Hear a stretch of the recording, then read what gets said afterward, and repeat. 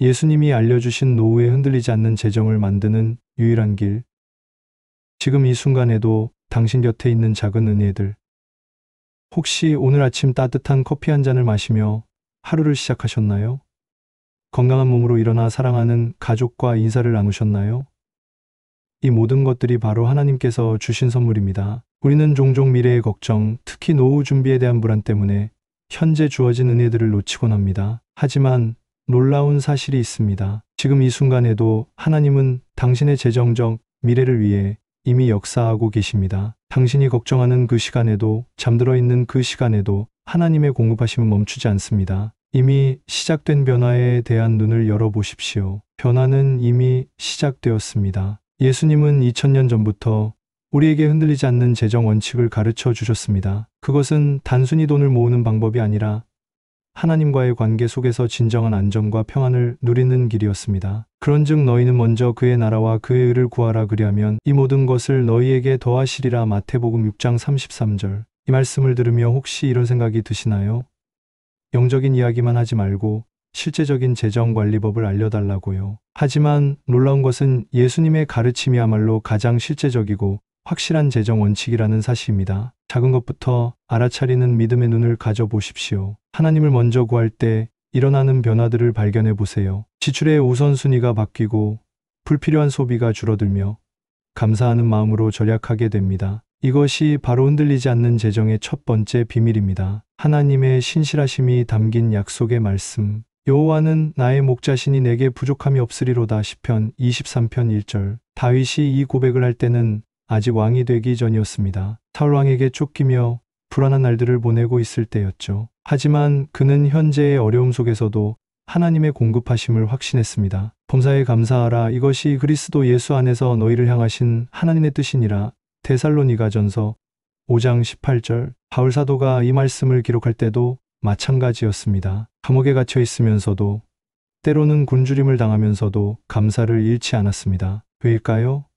감사가 더 큰 축복의 통로임을 알았기 때문입니다. 당시 상황 속 하나님의 신실하심과 오늘 우리의 변화. 다윗의 시대에도 경제적 불안정이 있었습니다. 전쟁과 기근, 정치적 혼란이 끊이지 않았죠. 하지만 하나님을 목자로 모신 다윗은 결국 이스라엘의 가장 위대한 왕이 되었습니다. 하나님의 공급하심이 그의 인생 전체를 바꾸어 놓으신 것입니다. 바울 사도 역시 마찬가지였습니다. 세상적으로 보면 가난한 전도자였지만 그의 감사와 믿음은 온 세계에 복음을 전하는 놀라운 역사를 만들어냈습니다. 지금 우리 삶도 동일합니다. 하나님은 변화시키신다.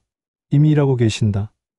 당신이 하나님의 나라를 먼저 구할 때, 당신이 범사에 감사할 때 놀라운 재정적 변화가 시작됩니다. 혹시 지금 이런 변화들을 경험하고 계신가요? 예전보다 헛된 곳에 돈을 쓰지 않게 되셨나요? 11조와 헌금을 드릴 때 기쁨이 생기셨나요? 작은 것에도 감사하는 마음이 생기셨나요? 미래에 대한 불안보다 하나님께 대한 신뢰가 커지셨나요? 이 모든 것이 바로 하나님께서 당신의 재정관념을 바꾸고 계시는 증거입니다. 예수님이 가르쳐 주신 실제적 재정 원칙들. 첫째, 하늘에 보물을 쌓으라. 너희를 위하여 보물을 땅에 쌓아두지 말라. 거기는 종과 동록이 해하며 도둑이 구멍을 뚫고 도둑질하느니라. 오직 너희를 위하여 보물을 하늘에 쌓아두라. 거기는 종과 동록이 해하지 못하며 도둑이 구멍을 뚫고 도둑질하지도 못하느니라. 마태복음 6장 19절에서 20절. 이것은 단순히 헌금을 많이 드리라는 뜻이 아닙니다. 하나님의 나라에 투자하는 삶의 방식을 말하는 것입니다. 부재와 선행, 복음 전파,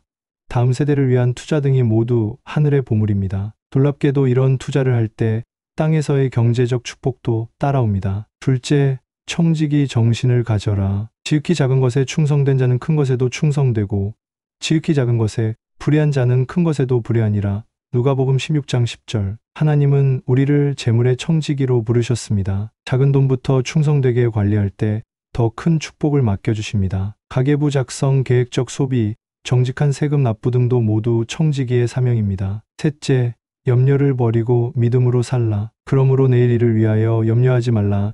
내일 일은 내일이 염려할 것이요 한날의 괴로움은 그 날로 족하니라. 마태복음 6장 34절. 노후에 대한 적절한 준비는 필요하지만 불안과 염려로 하는 준비는 결코 평안을 주지 못합니다. 하나님을 신뢰하며 오늘 주어진 일에 최선을 다할 때 하나님께서 미래도 책임져 주십니다. 지금 당장 실천할 수 있는 감사의 재정 관리, 하나님께 감사 기도를 드려보세요. 하나님, 지금까지 공급해 주신 모든 것에 감사드립니다. 앞으로도 필요한 모든 것을 채워주실 줄 믿습니다. 현재 가진 것들을 세어보세요. 건강, 가족, 직장, 집, 작은 조건까지도 모두 하나님의 선물입니다. 이미 받은 축복들을 인정할 때 더 큰 축복의 문이 열립니다. 11조와 헌금을 기쁨으로 드리세요. 각각 그 마음에 정한 대로 할 것이요. 인색함으로나 억지로 하지 말지니 하나님은 즐겨내는 자를 사랑하시느니라. 고린도후서 9장 7절. 기쁨으로 드리는 헌금은 하나님의 마음을 움직입니다. 그리고 하나님은 드리는 자를 절대 부끄럽게 하지 않으십니다. 믿음으로 미래를 계획하세요. 불안이 아닌 믿음으로 노후를 준비하십시오. 연금 계획을 세우되 하나님의 공급하심을 의지하며 세우세요. 보험에 가입하되 하나님이 최고의 보험이심을 잊지 마세요. 놀라운 변화의 가속화가 시작됩니다. 감사할 때 더 큰 변화가 시작됩니다.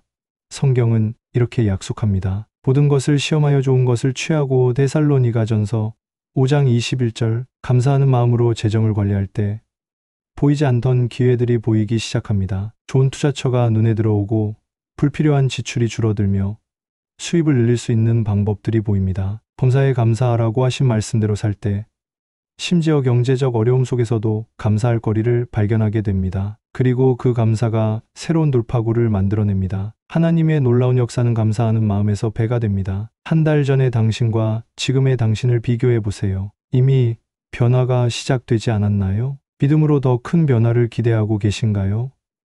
그렇다면 지금 이 순간부터 예수님의 재정 원칙을 실천해 보세요. 실제의 간증들이 증명하는 하나님의 신실하심. 세계 곳곳에서 예수님의 재정 원칙을 따라 살며 놀라운 축복을 경험한 사람들이 있습니다. 한 성도는 실직 후 11조를 계속 드렸는데 예상치 못한 곳에서 더 좋은 일자리를 얻었습니다. 또 다른 성도는 헌금을 늘렸는데 사업이 번창하기 시작했습니다. 어떤 할머니는 평생 11조를 빠뜨리지 않고 드렸는데 노년의 자녀들이 효도하며 편안한 노후를 보내고 계십니다. 그들의 공통점은 무엇일까요?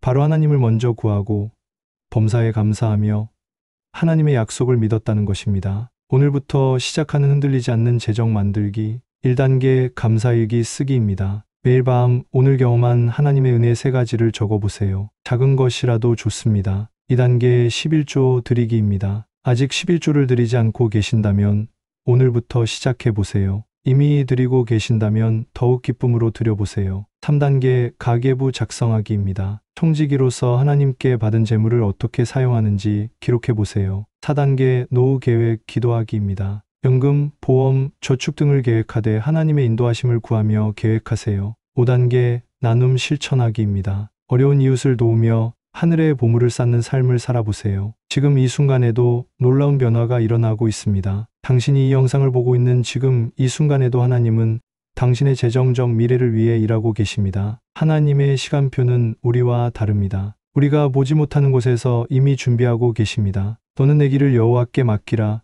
그를 의지하면 그가 이루시리로다. 시편 37편 5절. 감사는 더 큰 축복의 문을 엽니다. 당신이 지금 감사하기 시작할 때 하나님의 공급하심이 새로운 차원으로 열립니다. 노후에 대한 걱정이 평안으로 바뀌고 불안이 확신으로 변화됩니다. 예수님이 알려주신 이 유일한 길은 2000년이 지난 지금도 여전히 유효합니다. 하나님의 나라를 먼저 구하고 범사에 감사하며 하나님을 의지하는 자에게 하나님은 모든 필요를 채워주십니다. 감사의 고백과 더 큰 축복을 향한 발걸음. 지금 당신의 마음에 감사와 믿음이 솟아오르고 있다면 그것이 바로 하나님께서 주시는 확신입니다. 더 이상 노후를 걱정만 하지 마세요. 예수님의 약속을 붙잡고 오늘부터 실천해 보세요. 이 메시지가 여러분의 마음에 믿음의 불씨를 지펴드렸다면 댓글에 이렇게 써주세요. 나는 지금 하나님의 공급하심에 감사하며 예수님의 재정 원칙을 따라 살겠습니다. 여러분의 고백 하나하나가 더 많은 사람들에게 용기가 될 것입니다. 그리고 하나님께서는 고백하는 자들을 통해 더 큰 역사를 만들어 가실 것입니다. 이 감사와 믿음의 메시지가 은혜가 되셨다면 구독과 좋아요, 알림 설정으로 더 많은 은혜를 함께 나누어요. 한 번의 공유가 누군가에게는 재정적 불안에서 벗어나는 감사의 시작이 될 수 있습니다. 주님의 놀라운 공급하심과 흔들리지 않는 평안이 오늘도 여러분의 삶 전체에 흘러가기를 축복합니다. 아멘.